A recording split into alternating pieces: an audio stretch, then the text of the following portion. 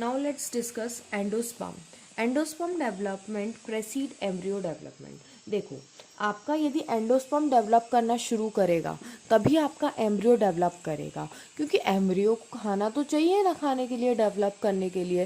तो यदि एंडोस्पर्म क्या है, वो न्यूट्रिशन है जो एम्ब्रियो को चाहिए फॉर इट्स डेवलपमेंट। तो जैसे ही आपका एंडोस्पर्म बनना शुरू होगा उसके तुरंत बाद ही आपका एम्ब्रियो भी डेवलप करने लगेगा।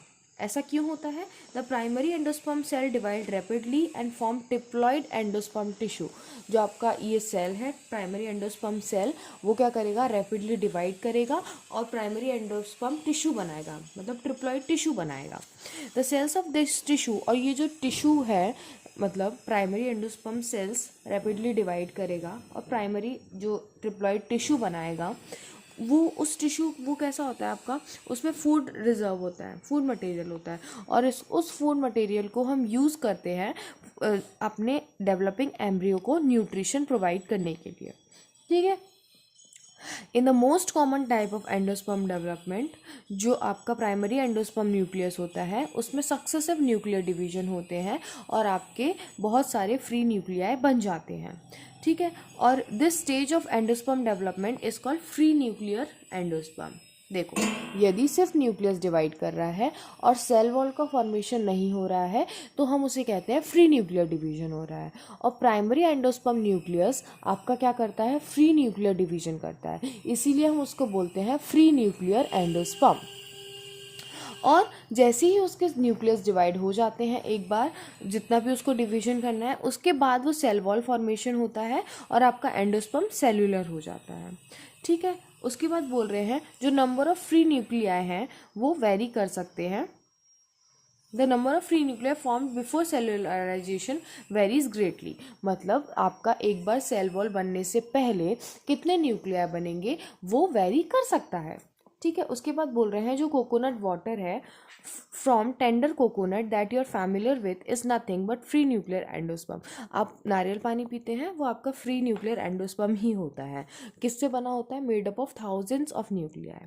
ठीक है। और उसके आपने देखा होगा नारियल, उसमें जो वाइट अराउंड उसके जो वाइट रहता है वो क्या होता है आपका, वो आपका सेल्यूलर एंडोस्पर्म होता है।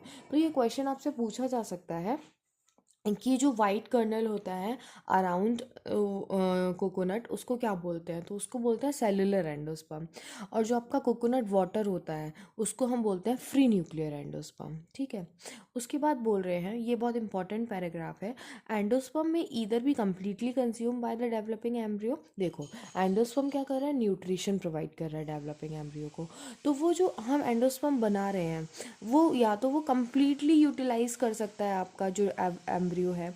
तो उसके एग्जाम्पल्स हैं आपके पी, ग्राउंडनट और बीन्स। और वो परसिस्ट भी कर सकता है मैच्योर सीड में, जैसे कि कैस्टर और कोकोनट। ठीक है। एंड बी यूज्ड आप ड्यूरिंग द सीड जर्मिनेशन। और जब आपका सीड जर्मिनेट करेगा तब वो उस एंडोस्पर्म को यूज़ कर सकता है। ठीक है। तो आपको ये पता होना चाहिए। उसके बाद आपको एक डायग्राम दिखाया गया है, और टिपिकल डाइकॉट एम्ब्रियो दिखाया गया है आपको। ये आपका प्लीम्यूल है, ये रेडिकल है, रेडिकल के नीचे आपको रूट कैप दिखाई गई है। Plumule develop the shoot system, radicle develop the root system. ये आपका हाइपोकटाइल है, ये आपका कॉटिलिडन्स है। ठीक है। उसके बाद वील रीड अबाउट एम्ब्रियो। मैंने आपको बताया था कि सबसे पहले क्या बनेगा, ग्लोबुलर एम्ब्रियो बनेगा, उसके बाद हार्ट शेप एम्ब्रियो बनेगा, उसके बाद आपका मैच्योर एम्ब्रियो बनेगा। देखो यहाँ पर दिया, ये यहाँ पे गया है, ये देखो globular embryo, heart shape embryo, mature embryo, पर ये डायग्राम्स इसके यहाँ शो किए गए हैं। तो मैंने आपको वहीं बता दिया था एक्चुअली, लेकिन we'll read about that also. उसके बाद हम सीड पढ़ेंगे।